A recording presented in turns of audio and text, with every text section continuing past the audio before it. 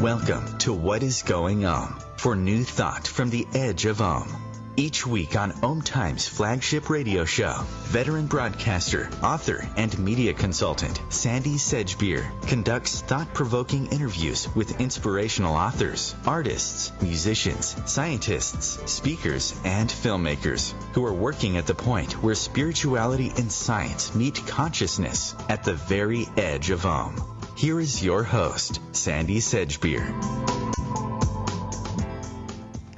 Hello. It's a pretty rare thing for us to devote an entire episode of What is Going On to music. But when we do, you can bet there's nothing ordinary or run-of-the-mill about the music and the musicians that we've chosen to feature. Tonight we're going to be talking about and listening to some tracks from the latest album from singer and songwriter Miten, who's celebrated worldwide not only for his work with musical soulmate and mantra star Devotee, but in his own right as a composer, producer, and creator of inspirational albums that regularly top iTunes and the Amazon charts. Miten, welcome back. It's so good to have you back on this show. Thanks a lot, Sandy. I'm happy to be back. Actually, I'm happy to be anywhere right now. Yeah, I can imagine. You know, ever since the invention of tape decks, music lovers have been curating their own playlists, music to dance to,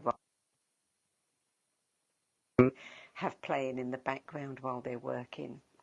But I think it's pretty fair to say that few people, if any, have thought of creating a playlist of music to die to. But your new album, Devotee, is in a sense just that.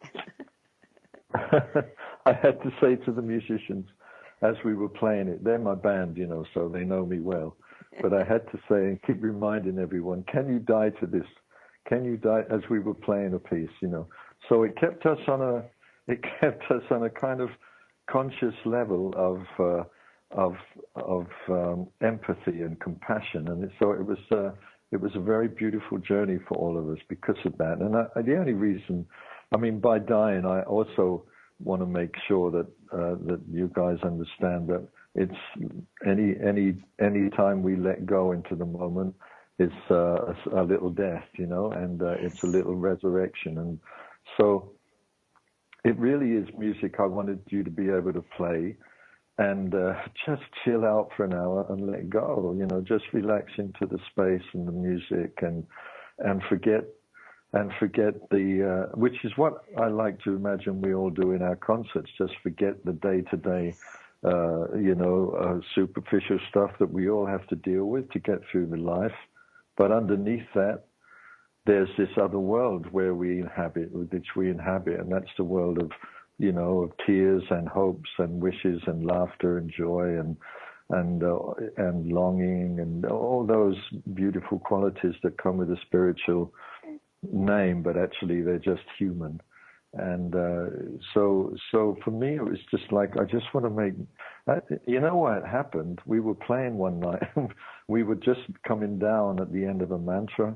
And it takes us a while. It's like landing a 747 with the band. You know, it takes a long time to come right down to a silent space. And as we were coming down, I thought to myself, this is the music I want to hear when I'm dying, you know. And I had to laugh because it was me making it. But you know, it is that kind of feeling that I just want to be able to create music that supports that journey of being able to relax into the moment for a while, you know, just take the heat out of our day-to-day travails. You know, you had open heart surgery in March of 2018, and I spoke to Dava in an interview she and I did at the end of last year about how your own music, the Gayatri Mantra, helped you with, you know, some of the emotional and physical fallout from that. And I wondered that, you know, because you've said about your new solo album, Devotee, that your priority is to express musical excellence without ever losing sight of the basic objective, which is to create support for vulnerable moments in life Mm-hmm. when our Mm-hmm. defences are down and our heart is open. And it made me wonder how much of the inspiration for Devotee sprang from your own experience of being vulnerable when your heart was quite literally opened. Yeah, yeah. Well, it definitely amped it up. You're right. It definitely brought it all into focus. I feel like, I mean, all the music that I've made in these last, let me think now, almost 40 years now since I first came to Osho. I was a young guy, 30, and I wasn't. I'd stopped. I was a songwriter. That was my occupation, my career, and I stopped when I came to Osho because I wanted to cleanse myself and get rid of the kind of identification of being a musician and a songwriter and making music for money. So all this, when I stopped playing, I just chopped the carrots and washed rice in the ashram for many years. And until the music came back naturally, and it came back from a sense of gratitude and a sense of being born out of a silent moment. And that's always been my way. And this is how I helped Deva when she started to sing, was to help her to feel the silence before she began to sing. And this was a priority. So that's, I've always felt that music is it comes out of silence, and therefore when it ends and it comes back, the silence that you arrive in is deeper than the one that you left. And that's how we always see our music, as meditation music, But having the heart operation was it actually kind of made me articulate. I want to make some music that would not, if it were used, would not interrupt that process of moving from our bodies out into the ether. And somehow that was, even though there's words and even though there's joy in that moment too, it doesn't have to be just sad or morose or anything. It's a very auspicious and incredible moment, and so there's some reggae on the album, and it's joyful, but it's all focused on can this kind of groove, can you feel that to let go? And of course you can. Reggae is also a very spiritual music. It's born out of the Rastafarian lineage, So that's what I did. I just told the guys, can you die to it? Also, the other thing about that album is I revisited electric guitar, and I haven't played electric guitar for years. Yeah, I was going to ask you. But that was a whole different palette we had as a band. Suddenly, the acoustic is it's a very strong instrument, and I wanted to disappear more into the whole rather than leading with the acoustic. And so with electric, it gives everybody more space. And so we could the album, when you hear it, Sandy, is like more or less played live in the studio. So we had a great sound, and we would just open the song and let it ride, and just to see where it would go, So it's a different way of playing the music than having a structure. Usually you have a structure with a song, especially when you record. You know what's coming next, and that you make some kind of routine, But I didn't do that. I just left it to existence and to the expertise and technique of the musicians, who were all super hot guys. They're all my friends. They're on the road with us. They know Deva and me. They know the whole score, so they could support me in that. And we were all on a new journey, because it was a new music we were making with the electric guitar. So it's come into a very open space, the the album, and especially on the opening track, Eyes Ocean. You get the real floaty, but with a subtle groove all the way through, you know, but something to relax and just flow with. Yeah. What's the significance of the title Devotee? Why did you choose that word?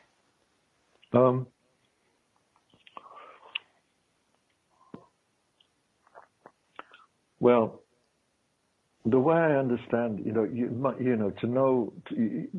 my story is that basically at 30 years old, I threw up whatever life I'd been living and came upon an Indian mystic and lived basically with him ever since. And that was Osho. And over those years, the way I understand the difference between disciple, which I think is a very misunderstood concept in the West. You know, it's usually the idea is slave-master kind of relationship, but a relationship between the disciple and the guru is very much mystical. It's not follower-leader, leader-follower. It's not what people think it is. It's very much a mysterious thing that happens between a disciple and a guru. And the way I've come to understand this, and again, I'm not a great scholar, but what I understand is a devotee is when you move beyond any kind of label, like disciple, master. And devotee is it goes, for me, it goes into a cosmic realm, you know, and I realize that I am a devotee of life. And I think that was what I was trying to say, that I'm a devotee to this mysterious unfolding that I find myself in. And music itself has become my teacher, has become my living guru. You know, I see music as very much as an alive spirit, something that exists in all of us, in all across the planet. It is a benevolent spirit, and it can easily be abused and misunderstood. But at the same time, it's such a strong spirit that any expression of it benefits something, even if it's music that is not harmonious or aggressive or violent, whatever. It's music that you have the experience and the luxury to be able to express yourself with that angry music, or with this ugly music, or with this discordant music, or whatever. It's all part of it's a dewdrop in the ocean of music. And so for me, I felt like I became oh, somebody at the door. We'll just ignore that. Well, you know, that's really a devotee sound right there. Yeah, different kind of music. Yeah, well, he's also protecting you by the sound of it. Yes. Or, yes. Yeah. So a devotee. Yeah. You know. Mm-hmm. Yeah, indeed. You know, there's 9 songs on this album, and I had a hard task trying to choose 3 that we could play, 1 in each segment. I liked them all, but the one that I've chosen to play is Rhythm of the Heart. So let's have a listen to that, and then after the break you can tell me a little bit about the inspiration for that song. So we're now going to play Rhythm of the Heart, or at least part of it, because it is quite long.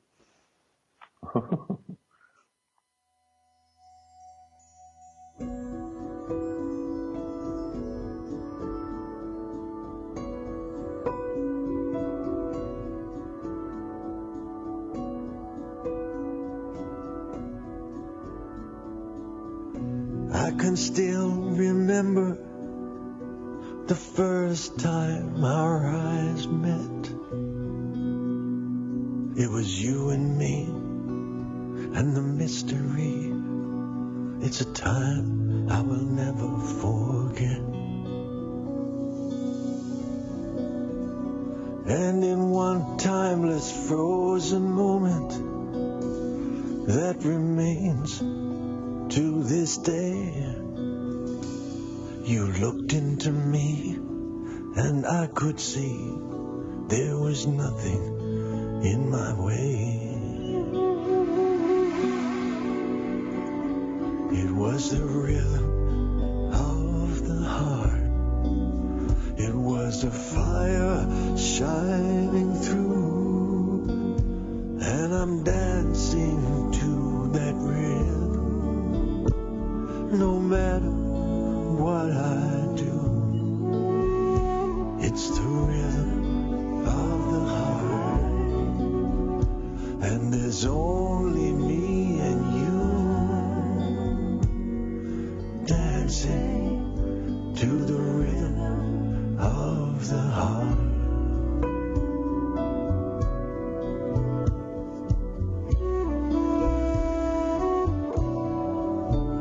Now in one sense that time is over. Your body is long gone, but the love we shared is still alive, and that's what leads me on. I don't need to believe in love. I can feel and I see it's right here.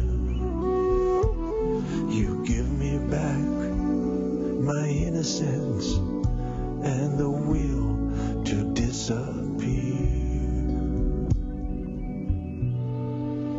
into the rhythm of the heart, into the fire shining through, and I'm dancing to that rhythm. No matter what I do, it's the rhythm of the heart, and there's only me and you dancing to the rhythm of the heart.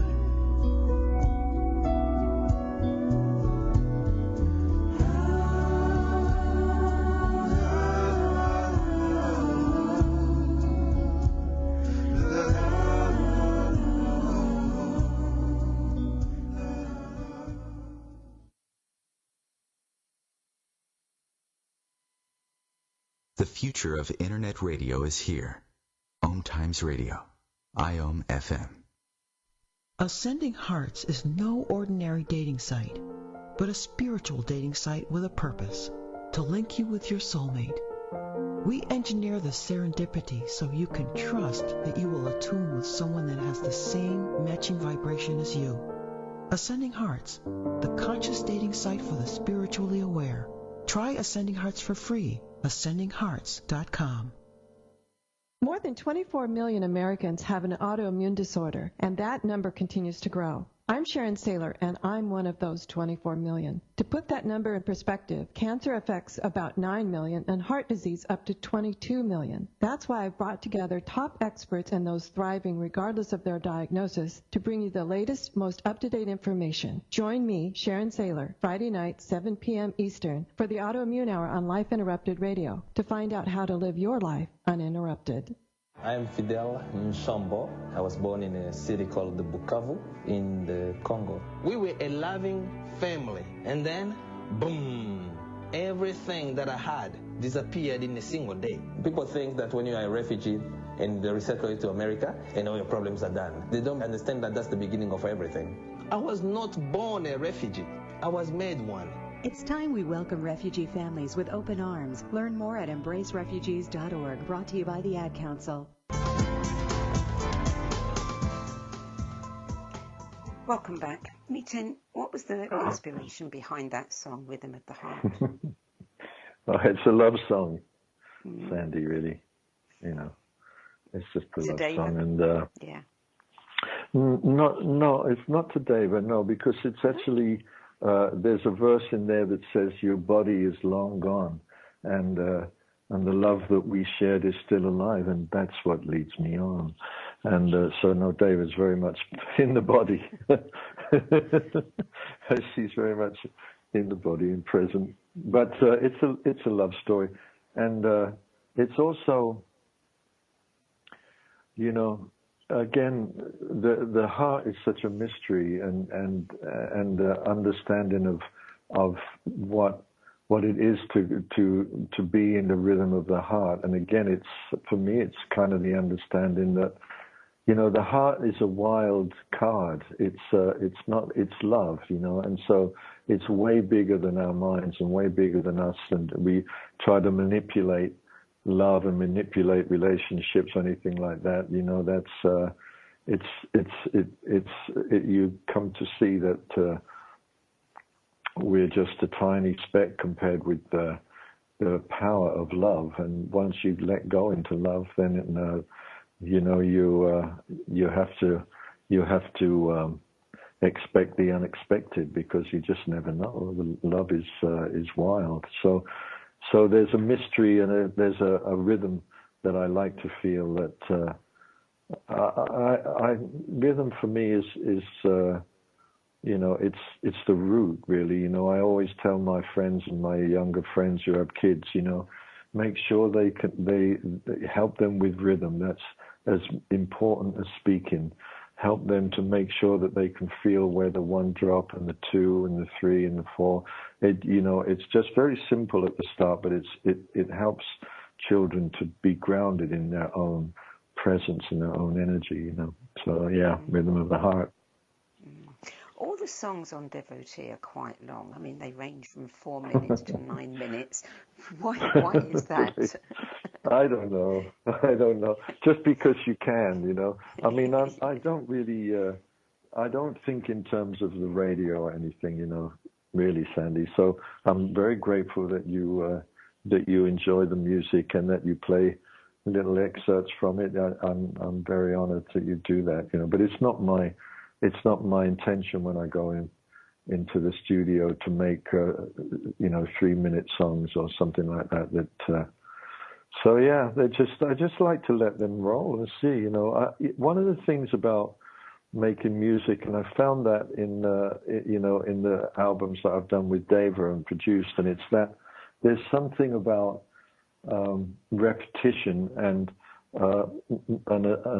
not following a specific structure that it leads to unusual listening, because not many music does that. Most music, you know, you're pretty much in somebody's arranged understanding of what they want of a piece of music, whereas I like, you know, I had the opportunity here to let, you know, to trust that there was, to feel the groove of the musicians, and then knowing that if you're just listening casually, you'll be going, oh, this is boring, nothing's happening. But if you're listening intently, you feel, oh, there's this space happening, and they're having a conversation, and there's nothing much going on, but I can still move my body to it, and it's really nice. And then the music will, then the voices will come back, or something will happen, and to bring you back into the attention of the music. And you don't really have that luxury very often in music and in listening music. And I just felt, yeah, that's what I like to do. And I learned that with Deva, because when she started to chant the Gayatri Mantra back in 1996 or something, or 7, when we first, Deva rediscovered it. You know, she was born to the Gayatri Mantra, and the Gayatri Mantra gave me, as a musician, the possibility to enjoy a different landscape, a different palette. There was no preordained idea of what the music should be. Nobody was making mantra music back then. Only Krishna Das made a CD, and Jai Uttal had made one, and Deva and I put the essence out, and that was the first time we felt like, oh, you just sing it. You don't worry if it gets boring. It's not it doesn't matter. It's not about that. It's just about giving the person who's receiving it space to just have it there and relax, you know. And so that I learned that lesson when I put the chords to the Gayatri Mantra and started to record that. And on the essence, it was a thing that Deva and I coined a phrase. We used to say to each other, "Trust the chant." So we would just sing it for 10 minutes or whatever, you know. And yeah, you get bored, but then when your attention returns, you realize, oh, they're still playing it. They're still there with it. And so you have this possibility to go into a deeper space psychically and spiritually with music that does that. So that's what I like to do. And you know, I when I started to make this music, which was like you know, Deva and I have been together 30 years. Next year will be 30 years together. And when we started, I promised myself, okay, we're playing this music for meditation. We're playing it for meditators in the ashram, and then we took it out of the ashram and we left. When we left, eventually we left India and came back to Europe after many years there. And the music that we made when we were playing in these small meditation centers was the same. It was just there for the meditation. And then people would say, would you come back? And we'd go back, and then the place would be fuller than it was before.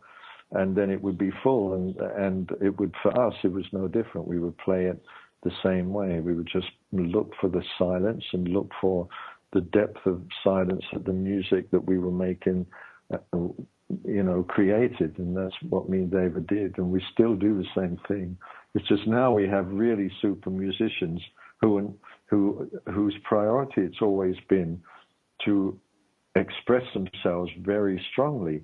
And so, you know, and now they're learning to express themselves with that same intent, but in this different landscape where you can be silent with the music and you really hear people are really listening. It's not a bar or a club or something. You're just taking everybody with you. So it's a great gift for these musicians that Deva and I and Manoj have supporting us. And really, you can hear it in this music and the album. They're just great musicians, very sensitive. Well, I love the fact that they are so long. As you say, I mean, you really do get an opportunity to travel with the music. And it also highlights the difference between, you know, so much music is put out purely to make money. I mean, I remember the scene in the movie Bohemian Rhapsody when the record company say they can't possibly put Bohemian Rhapsody out, you know, as the main song because of the length of it. And look what Freddie Mercury did. When they did put it out, it got everybody's attention. And, you know, that just is proof that, No, I really enjoy the fact that they are so long. I was just curious. I was just, you know, thinking that you probably did it simply because you could and you were enjoying it. And why should you stop? Yeah, exactly. I just promised myself, you know, no record company is going to tell me what to do anymore. No manager is going to tell me what I should put on the cover. It's just Deva and me, and we'll just do it, you know, our way. And we've just always put out our own music. Whatever money comes, it goes back into the whole thing, and it just we just let that whole thing circulate, you know. Yeah. I feel it's the best way.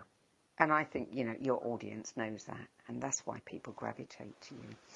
I think so, you know. Sorry, go on. Well, yeah, I was just going to say I think so because, you know, our audiences have seen me and Deva playing alone, and then 13 years ago they saw, I mean, because really our audiences go back that far, and 13 years ago they saw Manoj join us, and now they've seen us with the band, you know, and it's all just for the real expertise and the love of music and the wanting to to create the most beautiful space that I can, for everyone. And for Very myself, organic. of course. Yeah, very organic. And very organic. Yeah, it has to be organic. Yeah. Yeah. No performance. There's no performance. When people say to me, "Oh, when's your next show?" I say, "We don't do shows. We don't do shows. It's not exactly what we do. Because we don't perform and we don't rehearse to make a performance. It's very organic, like you say, Sandy. So yeah, that's it."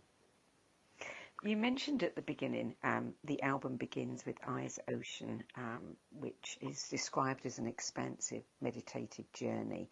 And this one actually features Deva herself in a rare guest role. Is there a reason that she doesn't sing on many of your songs, many of your albums? No, there's no reason, really. There is a reason, yeah, there is a reason.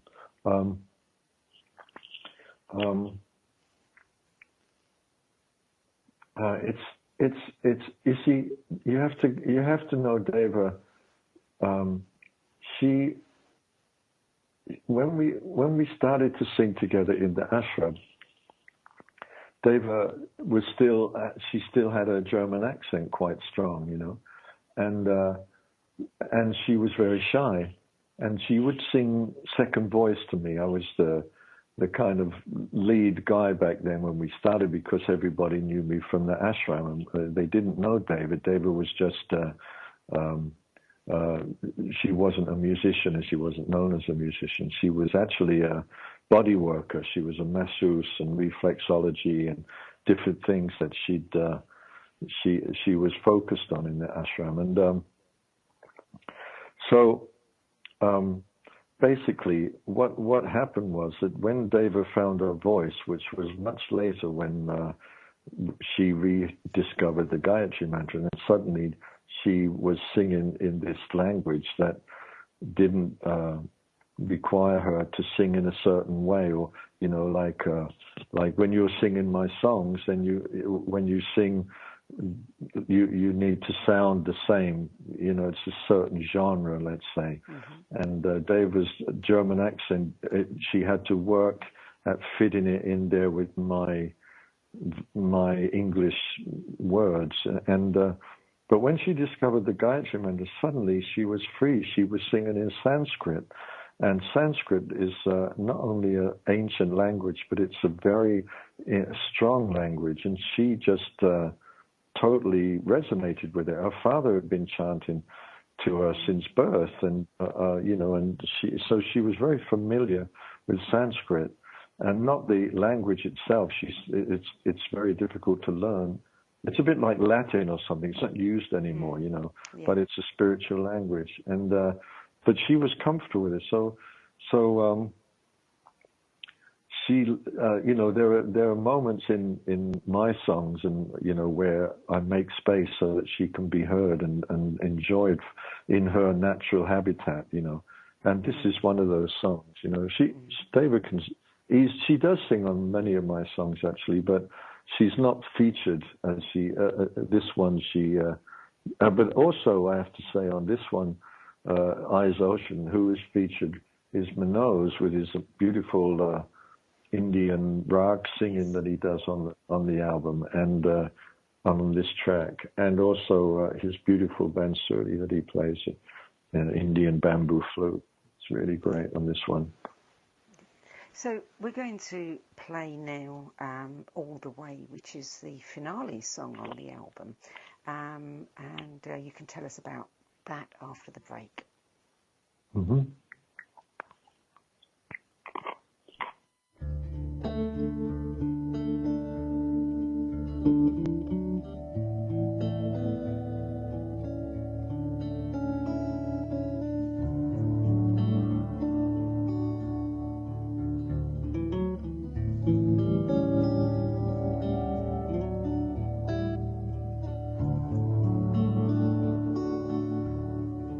Even if tonight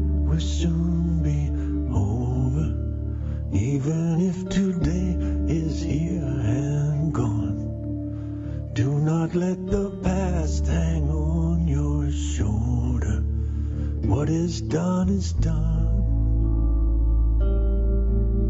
And even if your dreams are filled with shadows, even if today refuse to shine, we can tell ourselves that nothing really matters, but still we can't deny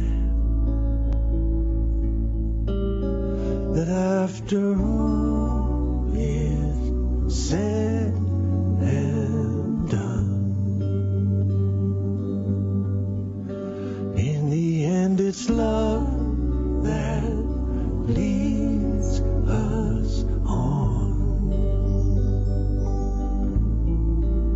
So when the cold wind blows and the oceans roar and the God of love is knocking down your door, and your mind says no, but your heart says, carry me away,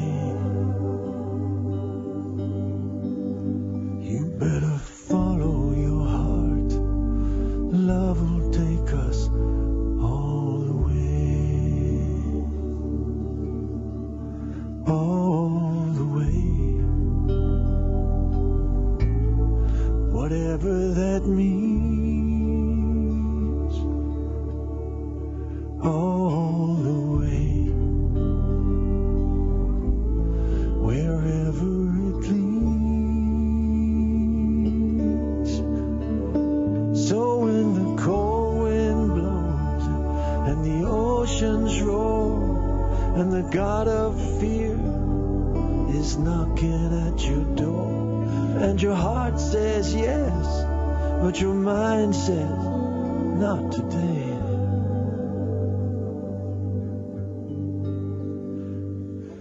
listen to your heart. Love will take us all the way.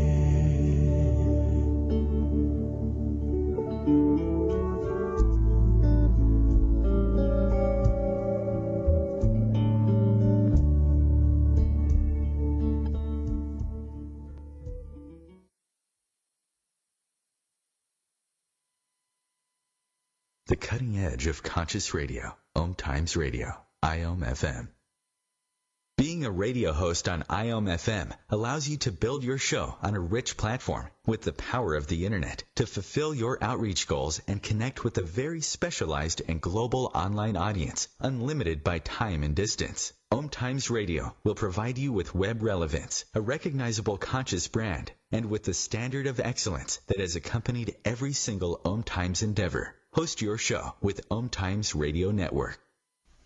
Hello, I'm Lisa Berry. Join me every Monday at 1 p.m. Eastern Time for Light on Living, a chance to see new, hear different, and feel more as I shine the spotlight on all the ways to lighten the load of life's challenges. Light on Living is your link to that new way you're looking for, that new understanding that will enhance your life, and that positive connection that will support your growth. So join me and you'll gain insight and start to see things in a new way that motivates you. Imagine being fired because of who you love. Imagine being denied medical treatment because of who you marry. Imagine being evicted because of who you are.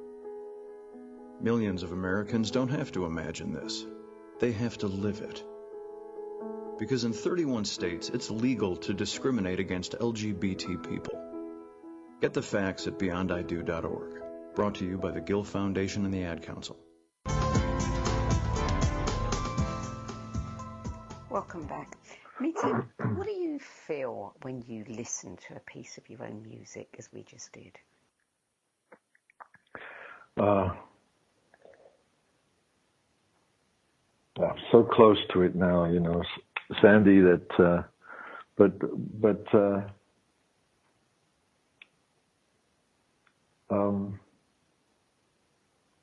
I think what I look for in music is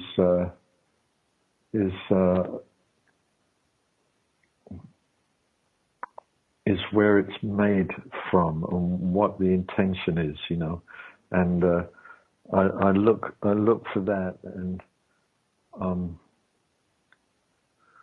And that can be in jazz or blues or whatever. If there's a sense of redemption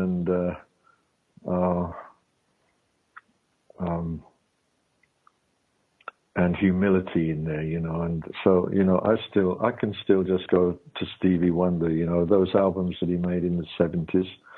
They do it for me. There was such great artists at that time in the 70s that whose work has really, really sustained. People like Paul Simon, the albums he was making back then, and all those great songwriters, Neil Young and Bob Dylan in the 70s was recording albums like Blood on the Tracks. It's an incredible time. And so when I listen to myself, which I don't do very often, but like since my heart operation, I also got a slip disc, and so what I have to do every morning is to walk for an hour, and so I take my phone and put my headphones on, and I just at least an hour of walking, and that's when I have time to listen to music, and because Devotee we've just finished it, I'm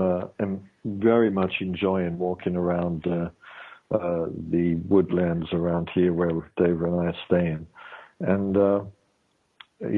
to my music, and I think that's something that it's you can hear me. I'm kind of speechless because what as a musician, there's nothing better than feeling that your music is being appreciated. Not just on a normal level, but people tell us, oh, we gave birth to my kids, with your music, so much magnificence, hallelujah, the Gayatri Mantra, and all this. And so Dave and I have received, Ashes to Ashes, that song that you wrote. That's what I played that for my father at his funeral, and we were all crying, and it was so beautiful. And so I've found a kind of a place where I feel comfortable to put music out that I know is going to be used for very auspicious moments in people's lives, and I never really used it myself consciously for that, until I had my heart operation, and my body was in a traumatic state. My mind was okay because you of course you go out and you don't know, you come back and that's it. But it wasn't until about a week or so afterwards when I realized my body's just not allowing me to sleep. It's just freaked out to the max. That every time I go to fall asleep, my body just says no. I can't. I don't know what's going to happen. And so I had about a period where I had to deal with the trauma, and I did that through very cathartic procedures that I'd learned in my time with Osho and in the ashram, and doing different meditations that he'd given us to help us to eliminate emotional stress from the body. So I did a lot of shaking and trembling. I used to wrap myself up and tremble and shake for hours, and I could feel that it was releasing all this trauma from the body. It was a beautiful thing. And during that process, I had one night when I was just all night really. It felt like a peak of just letting go of. I was doing lots of crying and lots of howling. It was just really intense, and David was just holding the space for me. And then, towards dawn, I said to David, because I realized I needed something now. I was coming down, and I said to David, put the 7-chakra Gayatri Mantra on that we just recorded, and because I realized I need my own medicine now. This is the time. And so David put the Gayatri Mantra on, and we lay down on the bed together, and we just cuddled up and fell asleep with this beautiful music just bathing us. It was almost like it was a perfume in the room, and we fell asleep, and we woke up the next morning. The sun was shining, coming through the window, and it felt like, oh, I'm reborn. That was the rebirth. That was the whole thing that happened in that time. And so, you know, I know that the music is powerful, but I never used it in that context until that moment, and then it was an incredible moment. So I'm very grateful that somehow I've been given the job, you know, to make such music and to support Deva with a beautiful voice and the way that and Deva is a great example of humility and intent. She doesn't consider herself a great singer or anything like that. Certainly not a musician, but she has such a gift that and it's pure. So she doesn't. I used to say to her, Sandy, you have to do some singing lessons. You know, your voice is pregnant. You know, and but whenever she tried to do singing lessons, it just never was integrated. She just couldn't. It just didn't interest her. And all this while, her voice, instead of being extended on a technical level, it's just gone on a spiritual level, deeper and deeper and deeper and deeper. There's no interruption, you know. So, and you can really feel that in her voice. So, you know, that for me is a great honor and what a gift for a musician to be able to support Deva Premal, you know. It's amazing for me to be able to have given her that gift and that possibility that, you know, to learn how to sing on a microphone, how to do all this, you know. And she's over the years she's just become an incredible carrier of a vehicle for these sacred moments in life. It's very beautiful for me. And I love the fact that, you know, as you had your heart surgery and then you went on tour, within a very short time afterwards, you were also presenting your live Facebook event series on the medicine of mantra, and you got to experience that medicine for yourself. I mean, you know, you give it out and it comes back to you. Isn't that perfect? That's absolutely perfect. And that 21-day meditation that we did, the meditation every day for 21 days. That was incredible for Deva and I. We would just every day we would take a candle in the evening and sit together and we would decide what mantra we were going to talk about. We did it very spontaneously. We just sat there and we would talk and then we would chant it. And we put it out online and we had 200,000 people register to do that with us. It made us realize, wow, you know, there is hope. Yes. Not that I've got much hope for the planet and, well, humanity anyway, and the way we're destroying everything, but it seems to be our karma to do this. So everything is okay. What to do? On Devotee features 9 songs, 7 of which I think were written by you. One of the 2 songs that you didn't write was a big hit back in 1978 when it was released by Boney M. And I'm talking, of course, about Rivers of Babylon, which, you know, I initially chose a different song for the 3rd segment, but something pulled me back to that one. I want us to play it now before we get to the end of the show, because I want to ask you about that song afterwards. So let's play Rivers of Babylon now.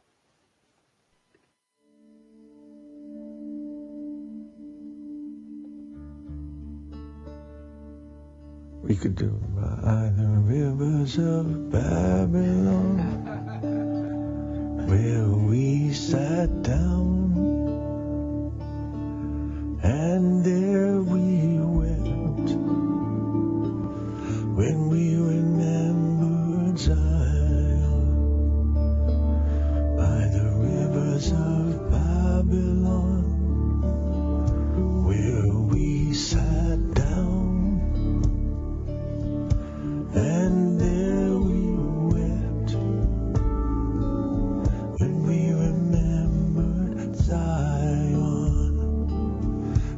Oh, the wicked carry us away. Captivity require from us a song. How can we sing King Alpha's song in a strange land?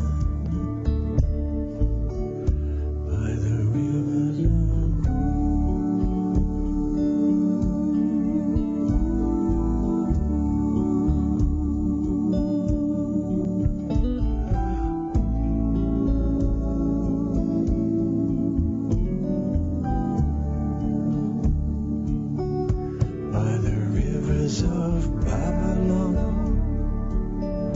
where we sat down, and there we wept when we remembered Zion. Oh, the wicked carried us away.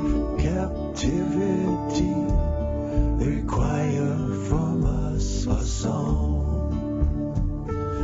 How can we sing King Alpha's song in a strange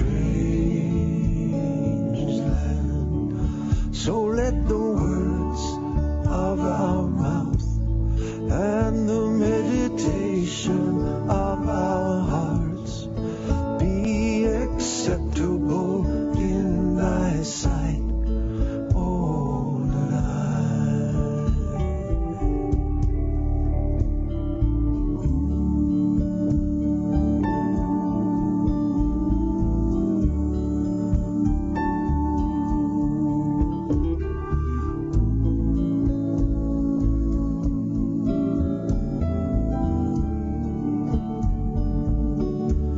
The wicked carry us away. Captivity require from us a song. How can we sing King Alpha's song in a strange land? So let the words of our mouth and the meditation of our heart be acceptable in thy sight, O